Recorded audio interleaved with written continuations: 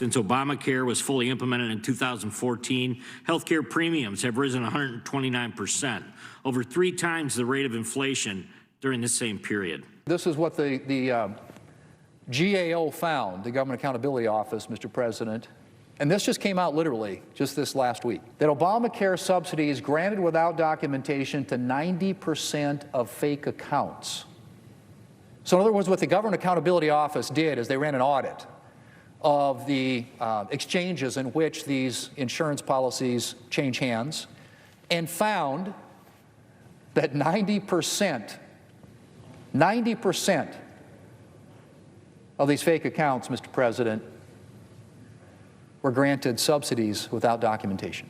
And so we have spiraling health care costs, a program incredibly vulnerable, as is this is evidence, to vulnerable to fraud and abuse. And again, Democrats are proposing that we do absolutely nothing.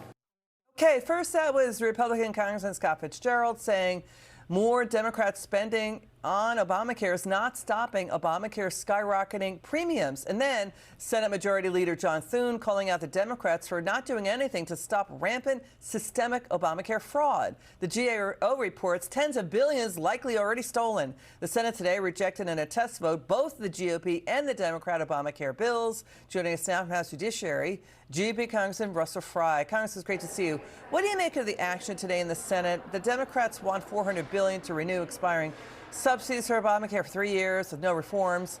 But they didn't get what they want here. What's going to happen? Well, I'm curious to see what the Senate ultimately does. Obviously, they've had competing resolutions today to try to fix it. I think the Republicans' plan is the most sensible, which is let's put guardrails on the system. If we had done this, we'd save $47 billion in the last 2 years alone. We would have removed 6.5 million people who were wrongly put on the rolls themselves or fraudulently added. These are common sense measures that actually would lower premiums, save the government some money. Why Democrats continue to prop up this failed system is really really alarming. But what we have seen, and the senator is exactly right. GAO has looked at this. The CBO has looked at this. The cost savings are there. Even in the big beautiful bill, there was a proposal led by the House that would have lowered premiums 13% and saved $100 billion.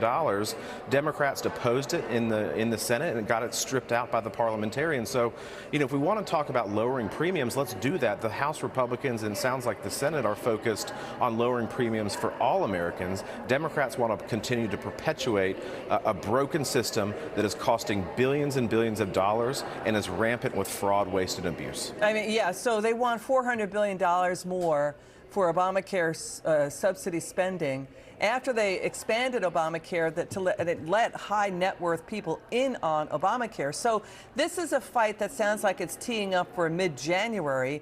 You had Republican Senators Murkowski, Collins, Dan Sullivan, also, and Josh Hawley voting for the Democrat plan to continue Obamacare spending. What do you make of that? It sounds like we're going for another shutdown train wreck over Obamacare again in mid-January.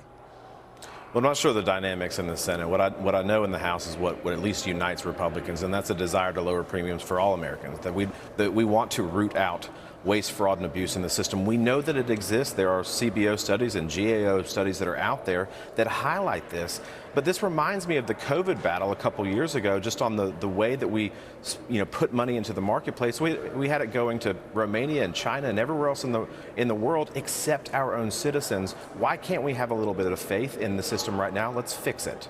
Got it. Congressman Fry, always great to have you on the show. Thank you so much for joining us tonight. It's good to see you. Thanks, Liz.